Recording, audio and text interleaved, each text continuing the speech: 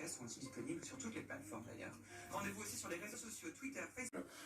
Shahrzad Akbar, qui était cette jeune femme qui est née en 87 dans une province du Nord, qui a fait des études absolument brillantes en Afghanistan, et puis ensuite qui a obtenu une bourse pour l'université d'Oxford en pleine période talibane. Elle est ensuite revenue en Afghanistan.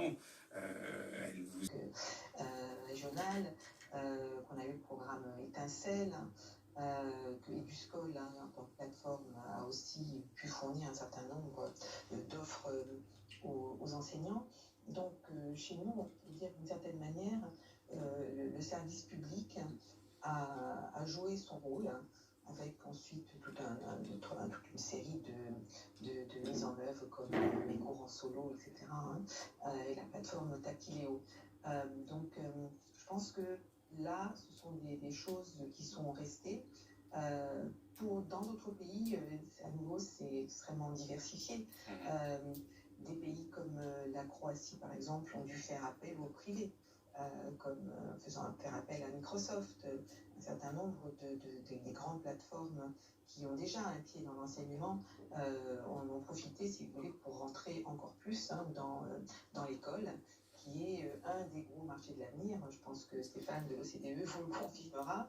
C'est un problème, ça, Kevin Afromex? C'est un problème, justement, selon vous? Pour ma part, oui, parce que ça a posé d'ailleurs très vite, quand on est passé sur Zoom et autres, des questions de RGPD, puisque ces plateformes américaines n'étaient pas vraiment en phase avec la protection des données, par exemple. Donc, c'est des plateformes qui viennent d'ailleurs, qui n'ont pas une approche de service public, ce sont des services commerciaux.